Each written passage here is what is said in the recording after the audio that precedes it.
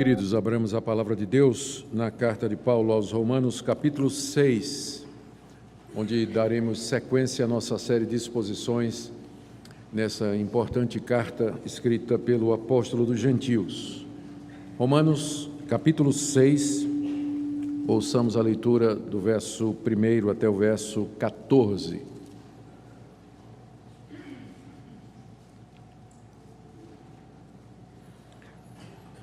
Durante a leitura eu farei algumas observações para que vocês percebam com mais clareza a estrutura do texto, o que é que o apóstolo Paulo está fazendo aqui. No verso 1, ele introduz o assunto que ele vai tratar no capítulo 6. Que diremos, pois? Permaneceremos no pecado para que seja a graça mais abundante? De modo nenhum. Como viveremos ainda no pecado, nós os que para ele morremos? Versos 1 e também o verso 2 estabelecem o tema que Paulo vai tratar aqui no capítulo 6, que é a questão do crente viver pecando. Ele diz que de jeito nenhum, e no verso 3 até o verso 5, ele dá a base, a razão pela qual o crente não pode viver pecando. Porventura ignorais que todos nós que fomos batizados em Cristo Jesus, fomos batizados na sua morte? Fomos, pois, sepultados com ele na morte pelo batismo, para que, como Cristo foi ressuscitado dentre os mortos pela glória do Pai, assim também andemos nós em novidade de vida. Porque se fomos unidos com ele na semelhança da sua morte, certamente seremos também na semelhança da sua ressurreição.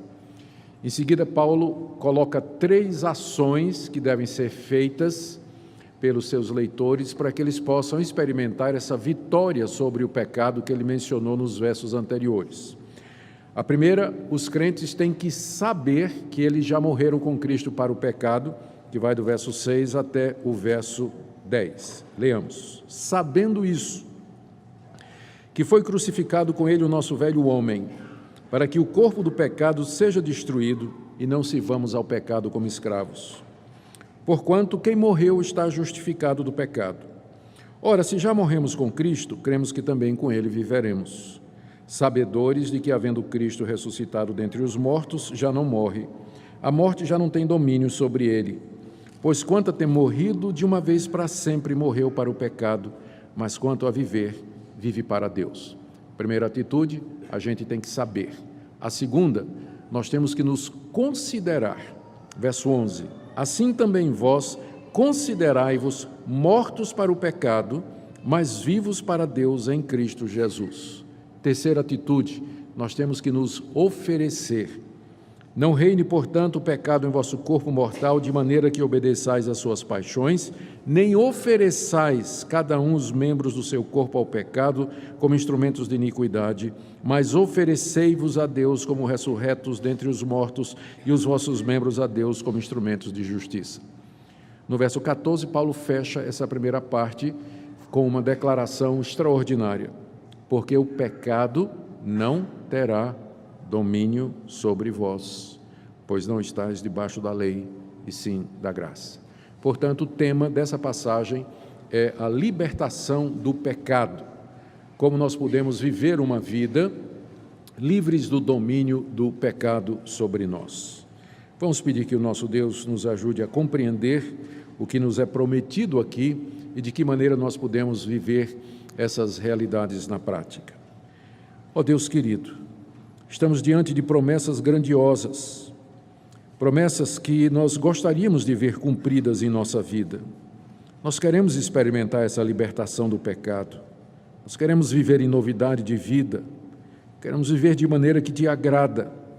Por isso nós pedimos que Teu Espírito Santo ilumine o nosso entendimento e nos instrua no caminho que nós devemos andar, para que possamos experimentar estas palavras grandiosas que nós encontramos aqui.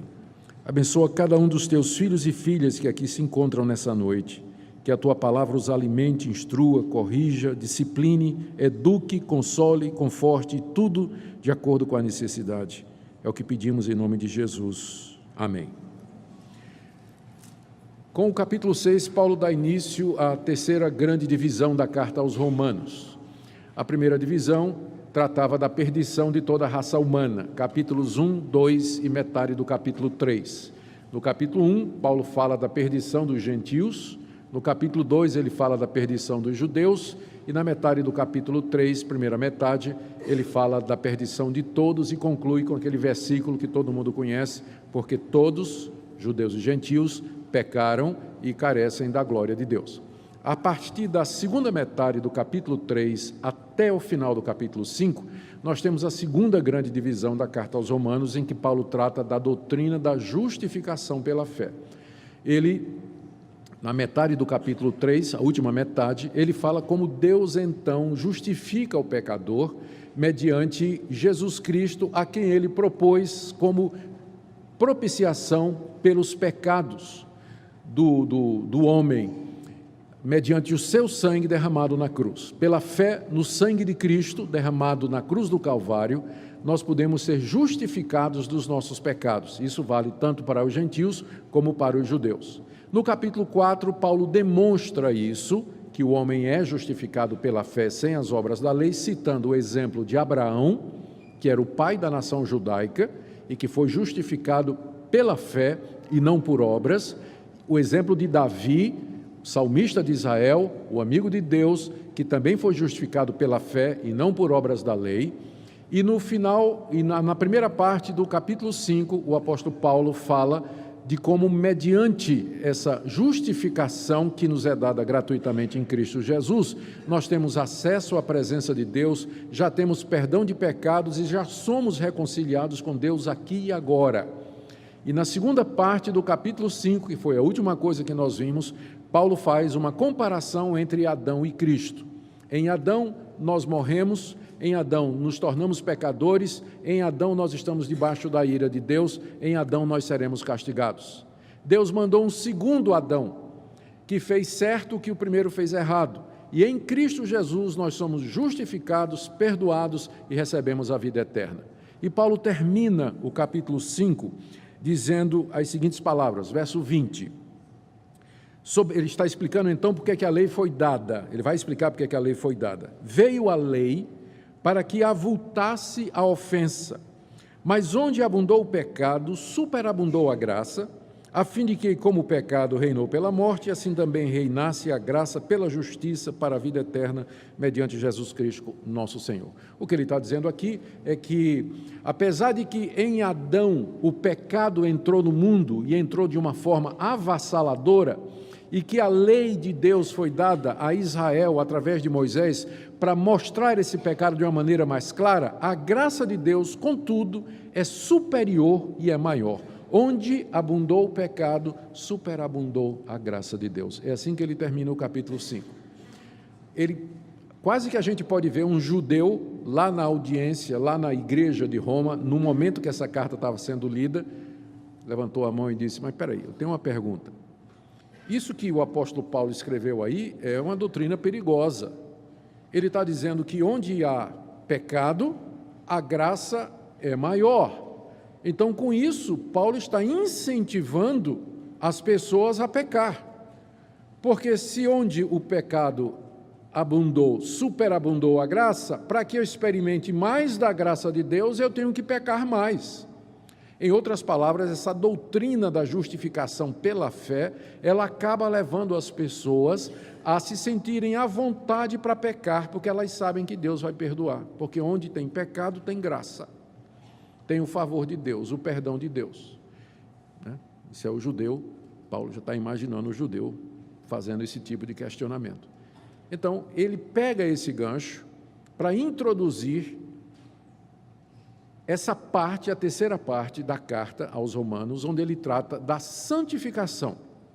A primeira parte foi perdição de judeus e gentios, segunda parte, justificação mediante Jesus Cristo, e terceira parte, como é que aqueles pecadores perdidos que foram justificados, eles devem viver.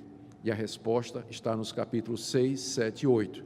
No capítulo 6, Paulo vai dizer que a graça de Deus nos liberta do domínio do pecado. No capítulo 7, ele vai dizer que a graça de Deus nos liberta do domínio da lei. E no capítulo 8 ele vai dizer que, pela graça, Deus nos dá o seu Espírito para que nós sirvamos a Ele em novidade de vida. Então, os capítulos 6, 7 e 8 compõem a terceira parte da carta aos Romanos, onde ele trata da vida cristã, como nós devemos, nós que já fomos justificados, capítulo 5, como é que nós vivemos a vida cristã, capítulo 6, 7 e 8. Então, hoje à noite, nós vamos ver a primeira parte do capítulo 6, onde Paulo, então, responde a essa questão, se eu posso viver pecando, já que a salvação é pela graça e não é pelas obras da lei. Não é pelo mérito, não é pelo que eu faço, pelo que eu deixo de fazer. Isso, então, não seria um incentivo para viver no pecado? Ele introduz esse assunto, como nós vimos no verso 1 e 2. No verso 1 ele diz assim: o que diremos, pois, à luz do que eu acabei de falar? Permaneceremos no pecado para que a graça seja mais abundante? O cristão, então, à luz da doutrina da justificação pela fé, sem as obras da lei, ele pode permanecer pecando, já que ele vai experimentar mais e mais do perdão de Deus?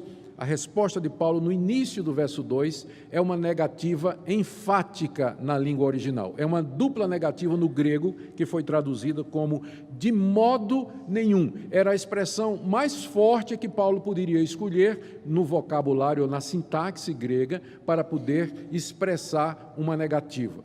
E é uma negativa veemente. A ideia de que um crente viva na prática do pecado é absurdo para o apóstolo Paulo. De jeito nenhum. Viver no pecado para que se possa experimentar a graça de Deus, mas nem pensar. O que Paulo está dizendo aqui é que um crente que vive pecando é uma contradição em termos. Ou ele é crente, ou ele vive pecando. Mas ele não pode ser as duas coisas ao mesmo tempo. E aqui, obviamente, a primeira coisa que apareceu na sua cabeça foi: será que o pastor está ensinando perfeccionismo?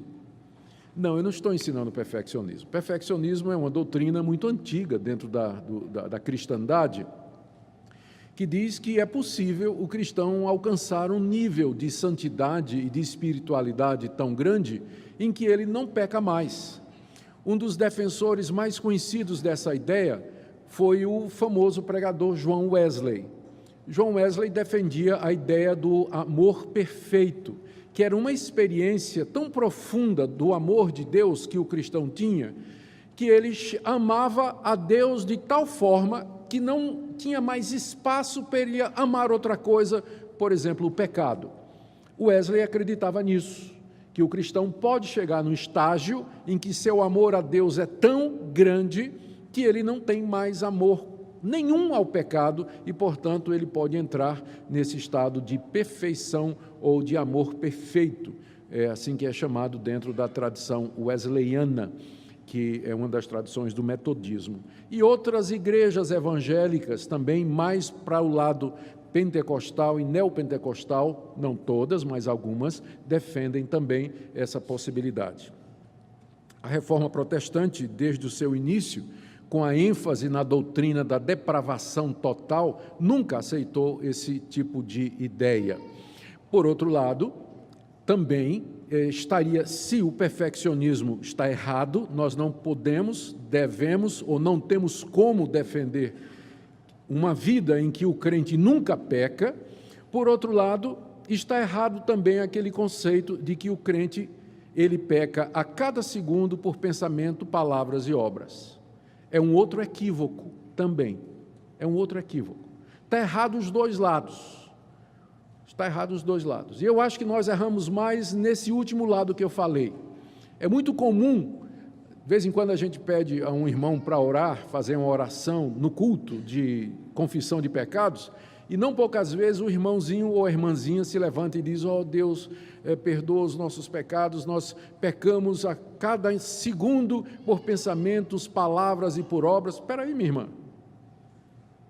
Assim também não, né? Se você está pecando a cada segundo por pensamento, palavra ou obra, tem alguma coisa errada. Não é verdade? É claro, o perfeccionismo está errado, mas uma vida marcada pelo pecado, a cada momento, a cada segundo, não é o que a Bíblia está ensinando aqui. Quando alguém sugere a Paulo, vamos permanecer no pecado, qual é a resposta veemente de Paulo? De modo nenhum. O crente não vive na prática do pecado. Pecado, se acontecer, é um acidente na vida dele. Esse é o padrão bíblico, mas não é o que marca a sua vida. No meu grupinho de quinta-feira, onde nós estamos estudando a primeira carta de João, eu contei uma ilustração. Eu já contei essa ilustração várias vezes. Eu acho que vocês já ouviram também, tá? Então, se vai ouvir pela segunda ou terceira vez, não faz mal. Como eu sempre me esqueço das ilustrações, então para mim é como se fosse a primeira. Quando morava, eu e a Minka estávamos estudando na África do Sul, fizemos uma viagem de 5.000 quilômetros em férias, conhecendo a África do Sul. E foi com um casal sul-africano conosco, foi uma bênção. Conhecemos aquela terra linda que é a África do Sul, e é um dos países mais bonitos que nós já visitamos. Depois de algumas semanas de viagem, voltamos para casa. Então, um outro casal de amigos nos visitou, era também um casal de estudante na época, e ele perguntaram sobre a viagem, curiosamente, não é? E aí, um homem sempre gosta de fazer esse tipo de pergunta. E aí, o carro deu problema? E aí eu respondi, não, graças a Deus, foram 5.000 quilômetros, mas teve um pneu furado. Então, um pneu furado em 5.000 quilômetros é uma coisa. Agora, imagine se o pneu furasse a cada 50 metros. Vocês já entenderam a minha analogia. A nossa vida aqui, o normal é que o pneu fure a cada 5.000 quilômetros. Mas se todo dia você está trocando o pneu, tem alguma coisa errada, não tem? Eu não acredito numa viagem que não tenha um pneu furado, mas uma viagem onde o pneu fura a cada 50 metros, alguma coisa está errada. Então, essa visão da vida cristã, de que o cristão ele vive pecando diariamente por pensamentos, palavras e obras a todo instante, não bate com o padrão de vida cristã que o Novo Testamento nos ensina. Da mesma forma que não bate o ensinamento que eu já falei do perfeccionismo. Mas aqui no capítulo 6 nós encontramos o caminho bíblico. É um caminho onde você pode dizer não ao pecado, em que você não é escravo do pecado, em que você não é obrigado a fazer a vontade do pecado, e onde pela graça de Deus você pode dizer não ao pecado. Aqui também é preciso fazer uma diferença entre tentação e pecado. Talvez seja aqui que as pessoas se confundam. A nossa natureza pecaminosa, ela permanece em nós depois da conversão. E ela cobiça, ela deseja, ela almeja. Mas enquanto você diz não para ela, você não pecou. Ou seja, o crente ele pode passar um dia inteiro sendo tentado em diversas áreas. Ele passou o dia inteiro dizendo não, não, não e não. No final do dia, ele é vitorioso, ele é vencedor, ele não pecou. Embora os desejos, as vontades apareçam. Está no trânsito, né? O cara dá uma goianada, dá uma fechada no cara assim, né? Aí a raiva, né? Começa a sentir aquela raiva, a vontade de fazer a mesma coisa, você diz não. Você lembra, né? Não, você tem que perdoar os seus inimigos. Aí você deixa o cidadão ir embora, Deus abençoe o irmão, vai na paz, né? Dá o lugar para ele, deixa ele embora. Você não pecou, mas o desejo veio. Então, você passa o dia todo brigando com a corrupção do seu coração, mas você disse não faço, não aceito, não vou fazer isso. Então, você não pecou. Então, às vezes as pessoas confundem a tentação com o pecado em si, por isso que elas dizem, não, eu passo o dia todo pecando. Não, se você é crente, você não pode passar o dia todo pecando, tem alguma coisa errada. Você pode estar sentindo a força e a presença do pecado no seu coração o dia todo, isso é uma coisa. Mas viver na prática do pecado, a Bíblia é muito clara. Quem vive na prática do pecado não entrará no reino de Deus. Não entrará no reino de Deus. Então isso tem que ficar claro. Não estamos aqui defendendo o perfeccionismo, nós estamos aqui combatendo aquela visão subcristã do padrão bíblico de santidade e de caminhar, em que as pessoas acham normal elas cometerem pecados vários e muitos durante o dia, e passa o dia todo pecando, e de noite, antes de dormir, peca no varejo, e de noite pede perdão por atacado. Senhor, perdoa tudo que eu fiz de errado, boa noite, e vai dormir. Tem alguma coisa errada. Não é assim que a palavra de Deus nos ensina. Então, é esse o ponto aqui, não é? A revolta de Paulo, podemos dizer assim, a indignação dele, a perplexidade dele nos versos 1 e 2, é exatamente por isso, é quando ele imagina que alguém vai dizer que uma pessoa que é salva pela graça, ela vai viver, permanecer no pecado para que ela experimente mais da graça de Deus. De modo nenhum. Claro que não. Não é a vida cristã normal a gente viver, permanecer no pecado, uma vez que conheceu a graça. E aí ele diz, ele nos dá, metade do verso 2 até o verso 5, a base para isso. O que Paulo vai dizer aqui nesses versículos é que o crente ele não pode viver pecando porque ele já morreu para o pecado. Ele já morreu para o pecado, e essa morte se deu na morte de Cristo. O que ele está fazendo aqui é expandindo o que ele já disse no capítulo 5. Que nós estamos ou unidos a Adão ou unidos a Jesus Cristo, e receberemos a herança de um ou de outro. Se nós somos de Cristo, nós recebemos os benefícios decorrentes da sua morte e da sua ressurreição. Ora, se eu já morri com Cristo para o pecado e eu ressuscitei com Cristo para Deus, isso significa que eu venci já o pecado, eu morri para o pecado, eu não estou mais debaixo do domínio do pecado, por isso eu posso dizer não. Eu posso resistir eficazmente, eficientemente, às tentações que ocorrem no meu coração ou que vêm de fora, tentações externas, é isso que Paulo diz. E o batismo é o símbolo disso, é a expressão disso. Veja como ele diz isso aqui, final do verso 2. De modo nenhum. Como viveremos ainda no pecado, nós os que para ele morremos? Nós já morremos para o pecado. Como é que vamos viver para o pecado? E quando é que eu morri para o pecado, Paulo? Porque eu me sinto muito vivo para o pecado, na verdade. Não é quando é que eu morri para o pecado? Eu não estou me sentindo morto para o pecado. Na verdade, eu sinto a corrupção no meu coração. A resposta de Paulo é que essa morte aconteceu pensando aqui do nosso referencial no tempo, com relação a nós, aconteceu há 2000 anos atrás, quando Jesus, como nosso representante, foi levado à cruz do Calvário.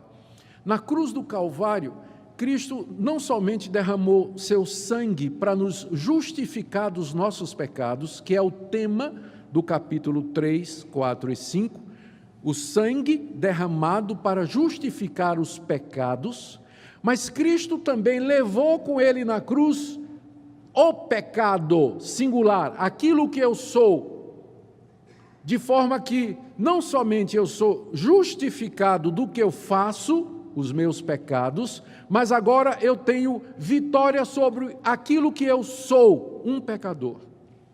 Então, na cruz, Cristo fez essas duas coisas. A gente está mais acostumado em pensar na cruz como sendo o local onde ele derramou seu sangue para nos livrar da culpa do pecado. Aqui Paulo diz que foi mais do que isso.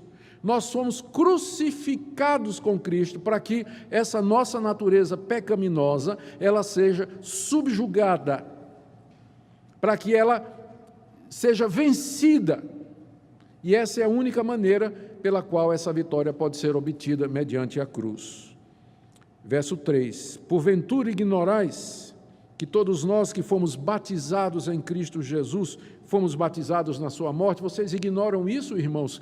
Vocês todos foram batizados. É Paulo perguntando aos romanos. Imagina essa conversa. Ele dizendo assim, vocês todos foram batizados em nome de Jesus, mas vocês esqueceram o que é que o batismo significa, o que é que ele representa? O batismo representa a sua união com Cristo, na morte, e não somente na morte. Verso 4. Fomos, pois, sepultados com ele na morte pelo batismo, para que, como Cristo foi ressuscitado dentre os mortos pela glória do Pai, assim também andemos nós em novidade de vida. Verso 5, porque se fomos unidos com ele na semelhança da sua morte, certamente seremos também na semelhança da sua ressurreição. O que é que ele está dizendo aqui, trocando em miúdos? Ele está dizendo, voltando, quando Cristo morreu, ele morreu como meu representante. O que aconteceu com ele, aconteceu comigo.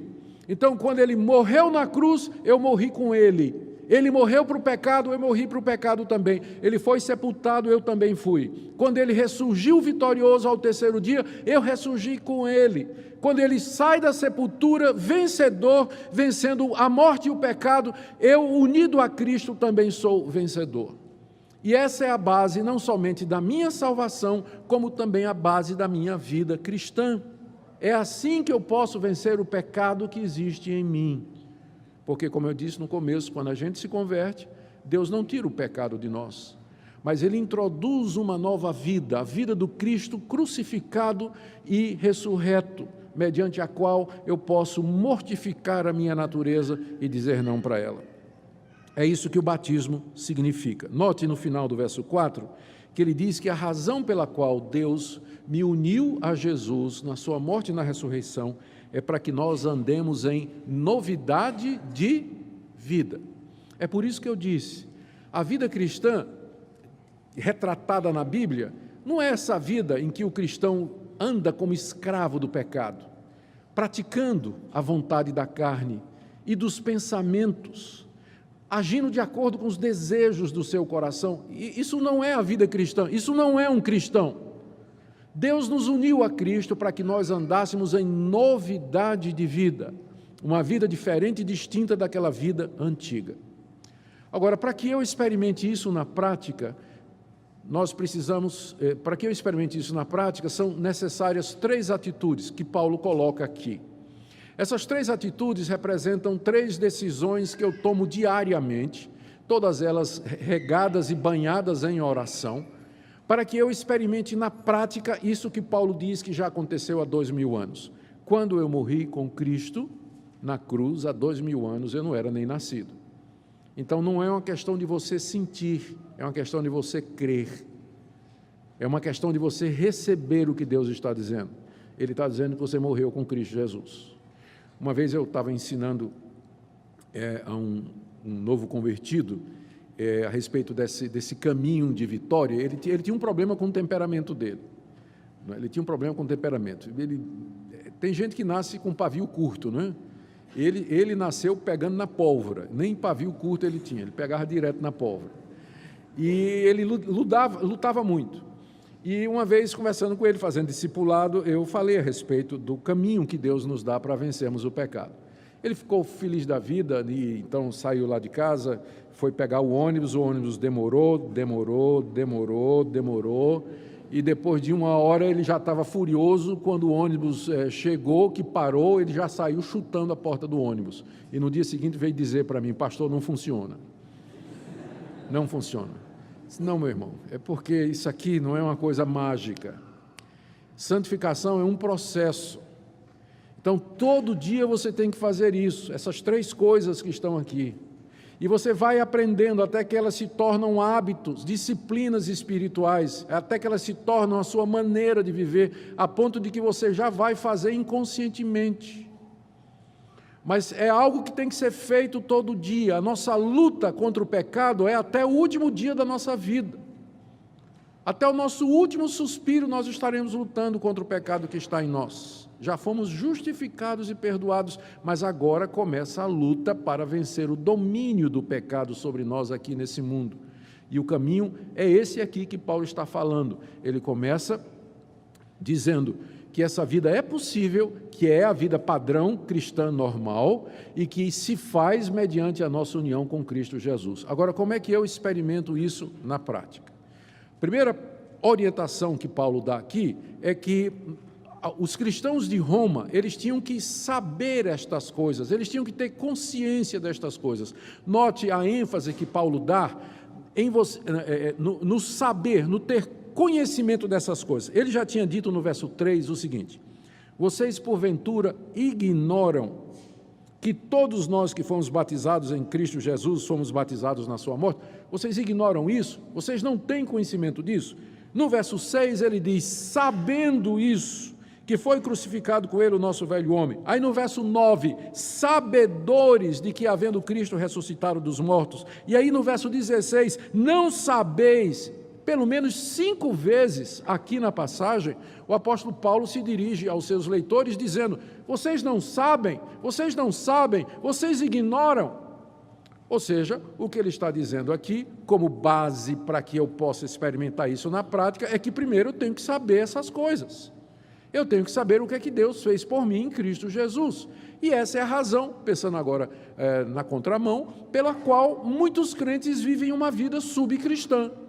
Eles desconhecem, eles ignoram toda a plenitude do Evangelho, tudo aquilo que Cristo fez na cruz por eles. E quando a gente não tem conhecimento de uma coisa, nós não podemos nos apropriar dela, usufruir dela, como aquele fazendeiro, tem uma história muito conhecida, eu penso foi em algum lugar nos Estados Unidos, eu não sei bem, mas tinha um fazendeiro lá que plantava batata, tinha uma roça enorme, plantava batata e foi ficando não dando certo, a colheita não dava bem, o tempo não era favorável, eu sei que ele foi ficando pobre, e um dia chegou, ele vendeu a propriedade dele a preço de banana para um vizinho, que um dia, cavando lá, descobriu petróleo.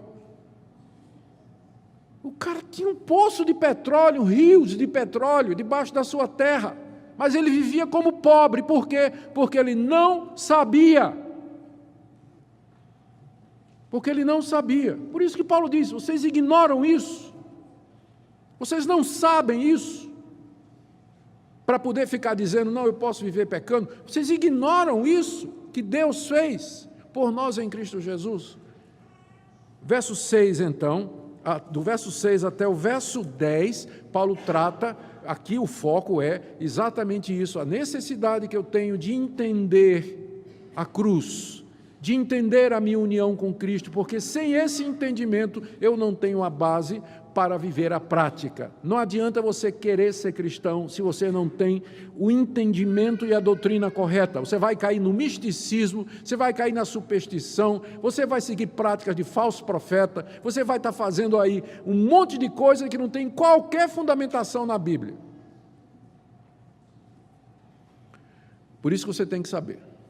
O que é que eu tenho que saber? Verso 6. Sabendo isso, primeiro, que foi crucificado com ele o nosso velho homem, para que o corpo do pecado seja destruído, e não sirvamos o pecado como escravos.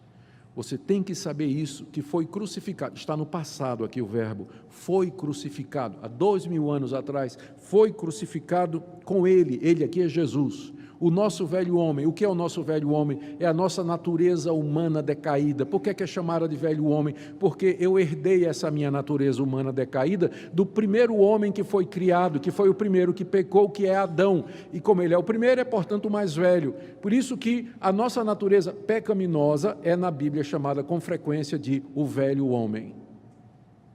Então, o velho homem foi crucificado com Cristo. Essa minha natureza pecaminosa, ela foi levada à cruz. Mais uma vez, a cruz não é somente instrumento de justificação dos meus pecados, ela é instrumento de morte da minha natureza pecaminosa, do velho homem. Foi crucificado com ele, o velho homem, com dois objetivos, ainda no verso 6. Primeiro, para que o corpo do pecado seja destruído, ou seja, para que esse corpo, o corpo aqui não é tanto o corpo físico, mas é a minha existência humana, aquilo que eu sou, para que o domínio do pecado, o corpo do pecado, ou seja, o corpo onde o pecado domina, que é o que eu sou, mas não é só corpo, é espírito, alma e tudo, para que esse domínio do pecado sobre mim seja destruído.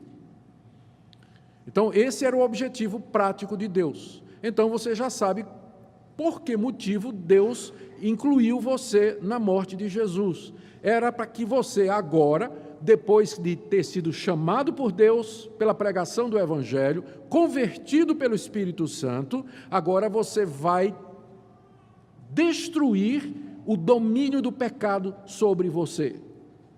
Ou colocando, em outras palavras, final do verso 6, para que não sirvamos o pecado como escravos. A escravidão era uma instituição muito conhecida na época de Paulo, no Império Romano. O escravo não tinha direito a nada. Geralmente era um prisioneiro de guerra, era um cativo que tinha sido vencido na batalha, ou então gente que tinha entrado em dívida e que se vendeu para pagar a dívida, foi trabalhar como escravo de alguém.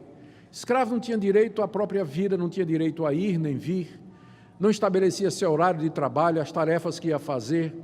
Era uma vida de completa subjugação à vontade do seu senhor e do seu patrão, que tinha direito de vida e morte sobre ele. Essa é a figura que Paulo está usando aqui.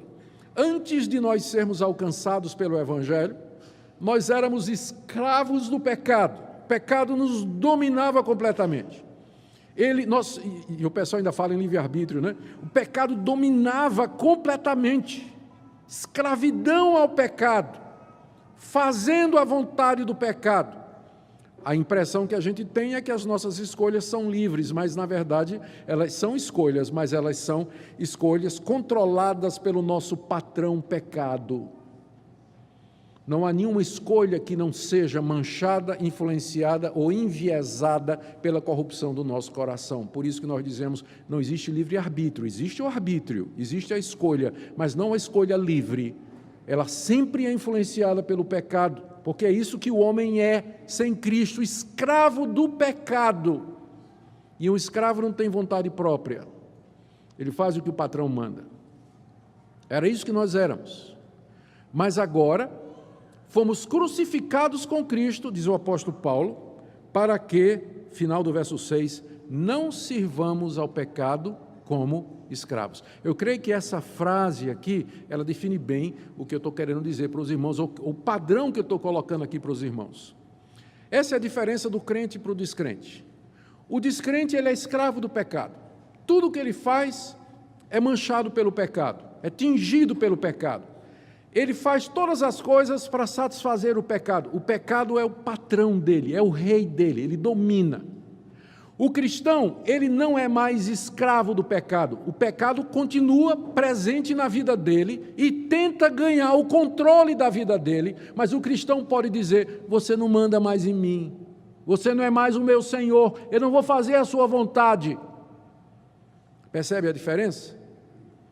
Então, estamos tratando aqui da libertação do domínio do pecado na nossa vida. O cristão, ele não é mais escravo do pecado, ele pode dizer não para o pecado.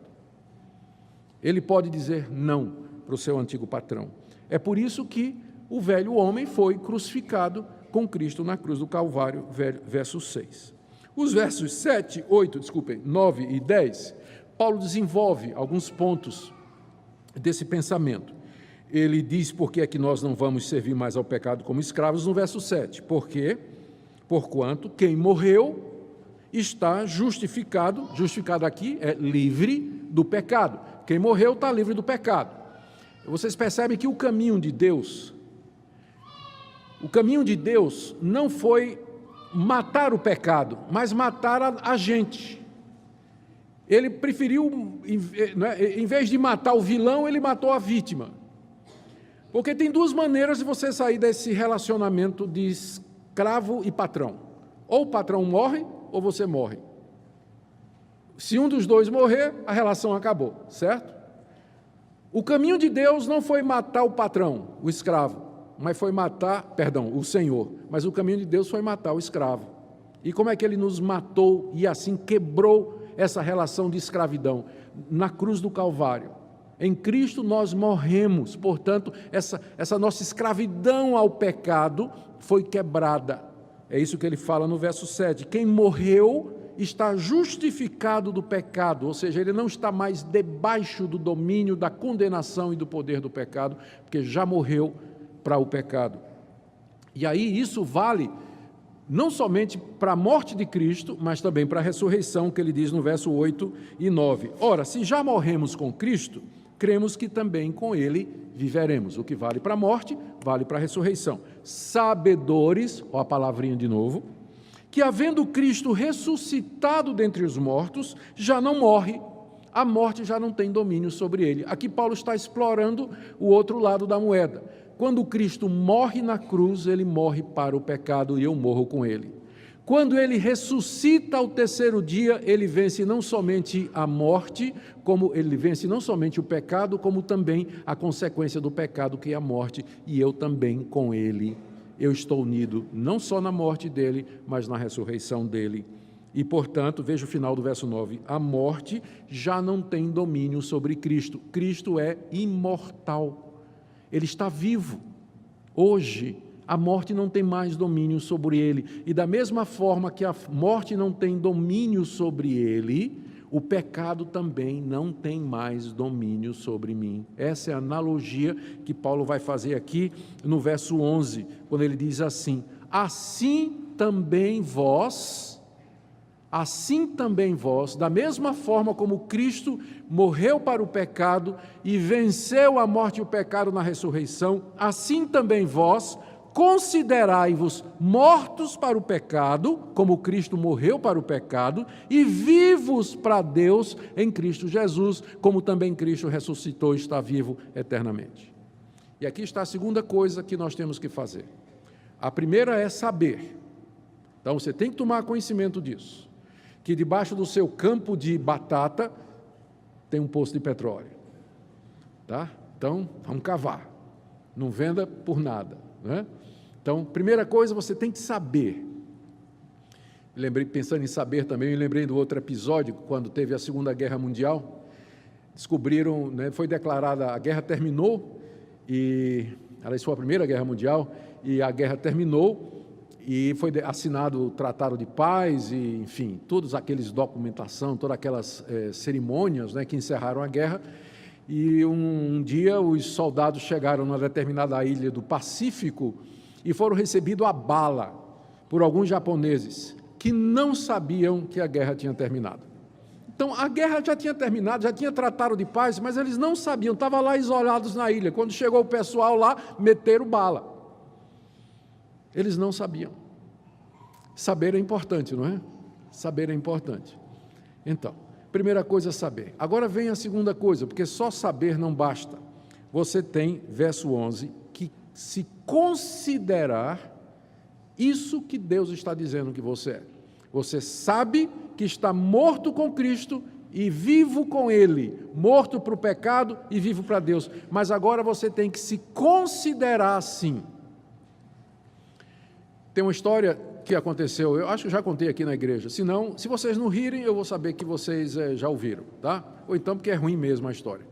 Então, quando apareceu a loteria econômica, a loteria esportiva, tinha aquele cartãozinho, a cartela que a gente furava, pegava a caneta e marcava, furando. 13 jogos, né? E não vou perguntar quem sabe não, porque eu vou ter que disciplinar, porque joga, né, na loteria. Então, mas era assim. E tem uma história que logo que ela começou, um cidadão lá recifense, né, marcou os 13 pontos, e aí com radinho de pilha, né, ouvindo os jogos, né? Começou na sexta-feira os jogos, tal, aí ele foi marcando, acertou, foi acertando. Quando chegou no 10º jogo, ele já tinha acertado, juntou a família toda em casa, aquela festa, faltava 3, acertou os outros 2, faltava um jogo só, 13 pontos. Nossa, quando o homem soube que fez os 13 pontos, ouvindo pelo radinho, ele considerou-se rico. Aí deu o apartamento para a sogra, os móveis ele deu para o vizinho, fez uma festa, né? Ele, quando soube que ele acertou os 13 pontos, ele começou a agir como um rico. Tolo, é verdade, mas ele começou a agir como rico. O comportamento dele mudou na hora que ele tomou conhecimento e ele se considerou. É isso que eu estou dizendo, é isso que Paulo está dizendo. Você está sendo informado que morreu com Cristo para o pecado e ressuscitou com Ele para Deus. Então, considere-se assim, viva assim, é essa a sua identidade. Essa é a sua identidade. Considerai-vos mortos para o pecado, mas vivos para Deus em Cristo Jesus. Lembra lá o pastor da igreja onde você veio que dizia, tem que tomar posse, lembra? Pois é, tem que tomar posse.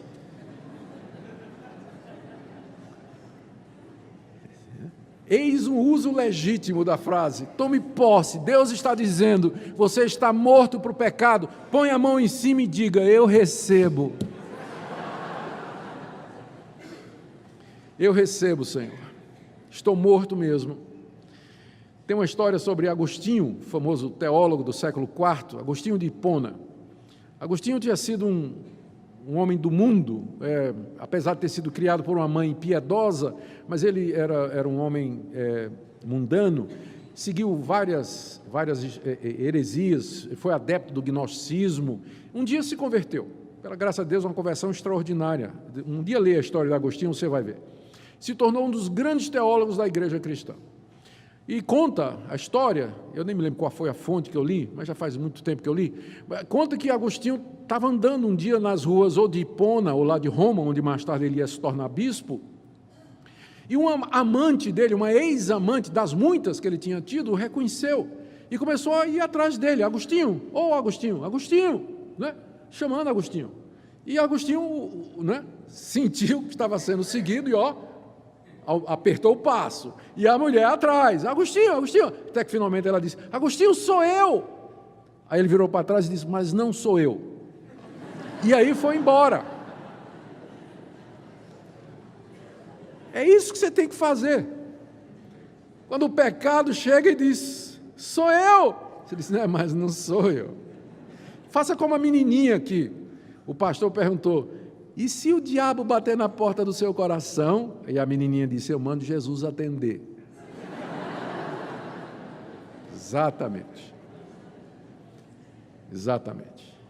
Então, considerai-vos mortos para o pecado e vivos para Deus em Cristo Jesus. A terceira atitude que Paulo ensina aos cristãos aqui, está do verso 12 até o verso 13, e tem a ver com o verbo oferecer, que é o verbo que mais aparece aí.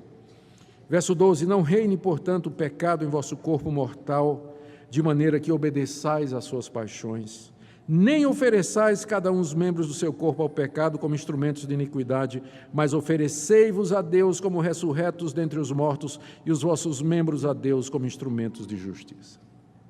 Aqui Paulo está personificando o pecado. Ele fala do pecado como se o pecado fosse um rei. E esse rei, de acordo com o verso 12, ele quer reinar em nosso corpo mortal, a nossa existência humana aqui nesse mundo. Ele quer nos dominar. Ele quer utilizar, de acordo com o verso 13, os nossos membros para a iniquidade. Os membros aqui se referem a todas as nossas faculdades físicas e mentais e espirituais, o nosso corpo, nossa mão, nossos olhos, minha inteligência, minha consciência, minha memória. Então, o pecado, como um rei, ele mora em mim e ele quer se assenhorar do que eu sou, desse meu corpo, dessa minha alma, da minha mente, para que através de mim ele semeie a iniquidade, ele siga o seu projeto de contaminação de toda a raça humana. Ele quer me usar como instrumento do seu propósito. Paulo fala do pecado como se fosse um rei que tem um plano maléfico e maldito de se infiltrar na sociedade através de pessoas que se oferecem a ele. E, de fato, o pecado se manifesta através das ações das pessoas. Gente ímpia, impura, imoral, idólatra, mentirosa, opressora, injusta, incrédula. É o pecado que se assenhoreia da existência humana e manifesta o seu mundo de iniquidade. Olha o que é que Paulo diz aqui para o cristão. Verso 12, não reine, portanto, o pecado em vosso corpo mortal, de maneira que obedeçais às suas paixões. É isso que eu estou falando, quando eu digo que essa é a vida cristã, normal. Quando o pecado não reina em mim, é quando eu não obedeço às suas paixões, eu não tenho que obedecer às suas paixões. Por quê? Porque eu sou forte? Porque eu sou espiritual? Porque eu sou inteligente? Não é por nada disso. É porque eu já morri para ele.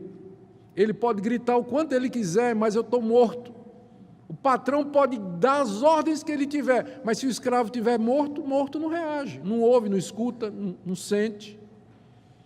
Aqui eu sempre me lembro da história do Êxodo.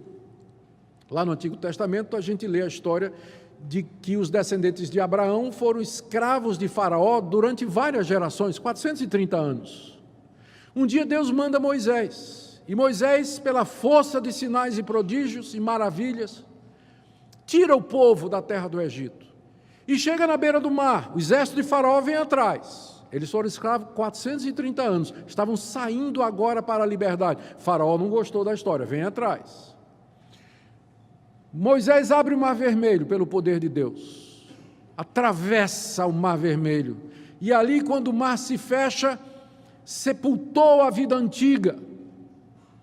Eles deixaram de ser escravos. Do outro lado do mar, eles estavam libertos. Então, imagina a cena, se possível.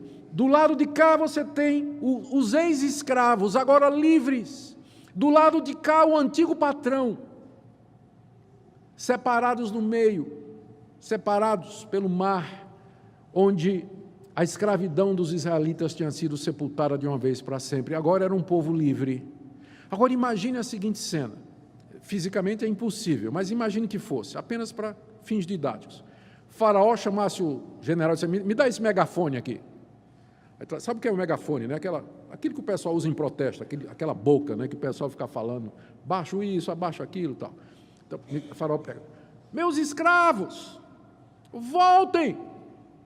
Vocês foram meus escravos a vida toda. Vocês nasceram na escravidão. Seu pai era escravo meu. Seu avô era meu escravo. O que é que você está fazendo do outro lado do rio ou do mar? Venha para cá. Sua vida é comigo. Gente, eu tenho certeza que algum israelita, ao ouvir a voz do antigo patrão, jogou fora a túnica, se lançou no mar e nadou de volta para beijar o pé de Faraó. Não parece estranho isso? Mas é o que acontece toda vez que você peca. É a mesma coisa. O antigo patrão, pecado, diz: venha fazer a minha vontade. E você já está livre, você já morreu com Cristo, você já ressuscitou com Ele para uma vida nova. Aí o que é que você faz? Você atravessa o mar por onde você caminhou livre e você volta e vai beijar a bota do faraó pecado. Pecado é tão sério quanto isso. Não reine o pecado em vosso corpo mortal, de forma que obedeçais às suas paixões. Continuando, no verso 13, e nem ofereça mais os seus membros ao pecado como instrumentos de iniquidade. É isso que um escravo fazia, ele oferecia ao seu patrão o seu corpo e dizia: me use como o senhor quiser. Não faça mais isso. Você não precisa fazer mais isso, porque o pecado não é mais o seu patrão. O pecado não é mais o seu senhor. Ele não domina mais a sua vida. Você não tem que obedecer às paixões dele. Pelo contrário, final do verso 13, oferecei-vos a Deus, sim, agora sim. Agora eu posso me oferecer a Deus como ressurreto de entre os mortos e os meus membros a Deus como instrumentos de justiça e não mais como instrumento de iniquidade. Mas agora eu posso dizer a Deus: Deus, eu estou livre do antigo patrão, já que ninguém pode servir a dois senhores. Eu morri para o primeiro para que eu possa servir ao segundo. Eis-me aqui, Senhor, usa-me como instrumento de justiça. Eu agora posso me oferecer a Ti como instrumento de justiça, porque eu morri para o antigo patrão, já que ninguém pode servir a dois senhores. Você não pode servir ao pecado e a Deus ao mesmo tempo. Olha a promessa do verso 14. Ele disse no verso 13, se ofereça a Deus, porque o pecado não terá domínio sobre você. Ele não é mais o seu patrão, por isso você pode se oferecer a Deus. Oferecei-vos a Deus, porque o pecado não terá domínio sobre vós. E por que o pecado não tem mais domínio sobre vós? Resposta no verso 14, final. Pois não estáis debaixo da lei, e sim debaixo da... Paulo termina da mesma forma como começou. O que é que o verso 1 diz? Volta aí comigo. Verso 1. Permaneceremos no pecado para que seja a graça mais abundante? Resposta de Paulo, não, porque é a graça que me livra do domínio do pecado.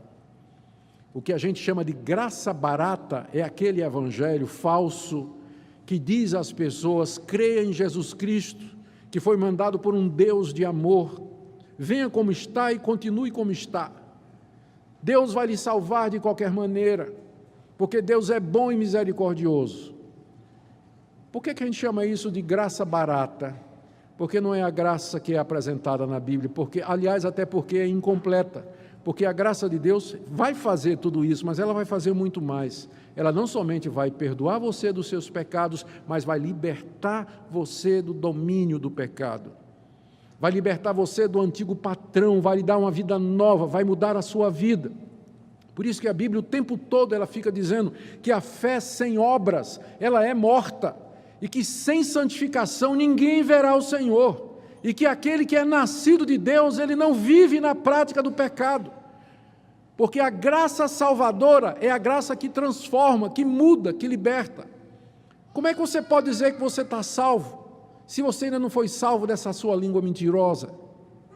Como é que você pode dizer que você está salvo, se você não foi salvo ainda dessas cobiças e corrupções do seu coração que você alimenta todo dia? A salvação que Deus nos oferece é completa, irmãos.